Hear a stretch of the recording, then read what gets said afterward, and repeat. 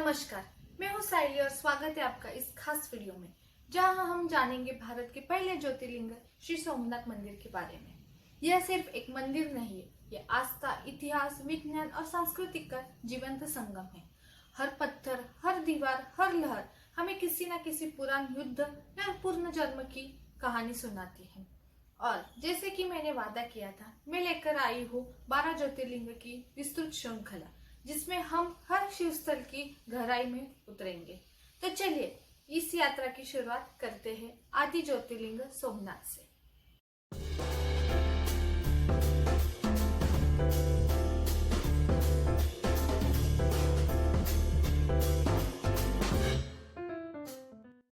सोमनाथ मंदिर गुजरात राज्य के गिर सोमनाथ जिले के प्रभास पाटन नामक स्थान पर स्थित है। यहाँ एक और खास बात है, यह मंदिर उस जगह स्थित है जहाँ 3 पवित्र नदियाँ कपिला, हिरण्या और सरस्वती मिलती है, जिसे त्रिवेणी संगम कहा जाता है। मंदिर के ठीक सामने विशाल अरबी समुद्र की लहरें हर समय मंदिर की छाया में बहती है, जैसे स्वयं प्रकृति भी इस मंदिर के चरणों में समर्पित है। यहाँ पर खड़े होकर आपको एक अनोखा अनुभव होता है, मानो आप धरती के किसी कोने पर नहीं बल्कि शिव के ऊर्जा केंद्र पर खड़े हो। मंदिर के ठीक सामने लगा एक शिलालेख बताते हैं कि यहाँ से दक्षिण दिशा में समुद्र के पार कोई भी भूमि नहीं है। सीधा दक्षिण ध्रुव तक यानी ज्योति का अंतिम स्थल भी यहीं से शुरू होता है। अब जानेंगे सोमनाथ ज्योतिर्लिंग की पौराणिक कथा। सोमनाथ का इतिहास जितना प्राचीन है उतना ही रहस्यमय है। पौराणिक कथा के अनुसार चंद्रदेव ने 27 नक्षत्रों की कन्याओं से विवाह किया था, जो दक्ष प्रजापति की बेटियां थी। लेकिन चंद्रमा ने सबसे अधिक प्रेम किया रोहिणी से और बाकी पत्नियों की उपेक्षा की। जब यह बात दक्ष को पता चली तो उन्होंने चंद्रमा को शाप दे दिया कि उनकी कला क्षीण हो जाएगी। चंद्रमा धीरे धीरे अपनी चमक खोने लगे और पूरे ब्रह्मांड में अंधकार छा गया।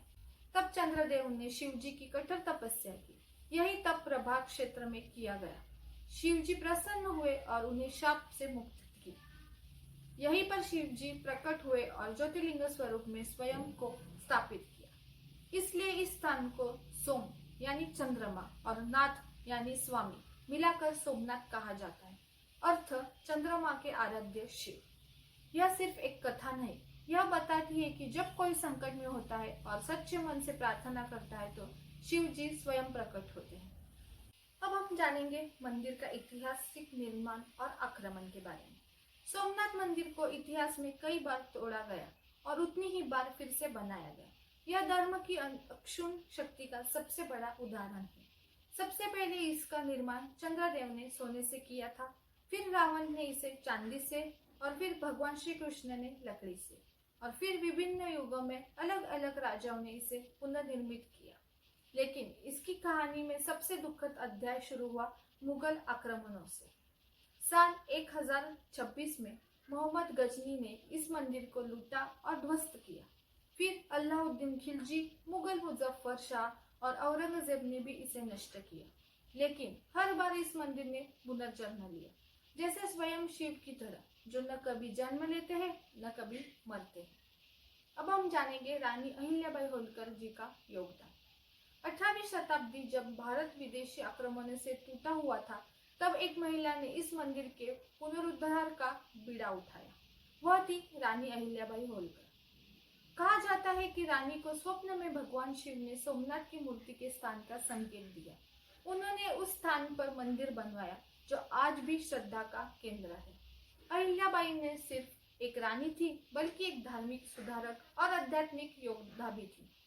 उनका कार्य यह सिद्ध करता है कि एक नारी भी धर्म की रक्षा बन सकती है।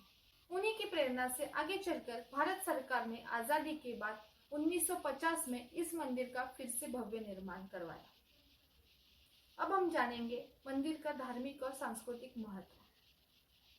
सोमनाथ को आदि ज्योतिर्लिंग कहा जाता है, यानी 12 ज्योतिर्लिंगों में सबसे पहला और मूल स्रोत। महाभारत, श्री भगवद गीता पुराण और ऋग्वेद में इसका उल्लेख मिलता है। कहा जाता है कि यहाँ की पूजा करने से कर्मों का क्षय होता है और मोक्ष की प्राप्ति होती है। मंदिर का वास्तुशिल्प भी अद्वितीय है। ऊंचा शिखर, सुंदर तोरण द्वार, विशाल प्रांगण और समुद्र की लहरों से घिरा हुआ परिसर, ये सब मिलकर इसे एक धार्मिक, ऐतिहासिक और पर्यटन स्थल बना देता है। आज भी लाखों श्रद्धालु यहाँ आकर श्रद्धा, शांति और शिव से जुड़ा का अनुभव करते हैं।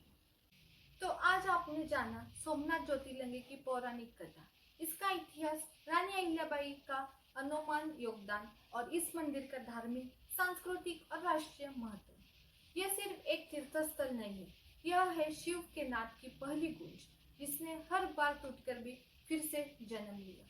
अगर आपको यह वीडियो ज्ञानवर्धन और भावुक लगा हो तो कृपया लाइक करें, शेयर करें और सब्सक्राइब जरूर करें। आपका एक कमेंट हमारी अगली ऊर्जा है। तो मिलते हैं हम अगले वीडियो में, जहां हम देखेंगे ज्योतिर्लिंग का दूसरा स्थान, श्री मल्लिकार्जुन, जो कि शक्ति और शिव का अद्भुत संगम स्थल है। जानेंगे वहां की कथा, यात्रा, मार्ग और गहरे रहस्य। तो जुड़िए रहिए हमारे साथ इस शिवमय यात्रा में। हर हर महादेव।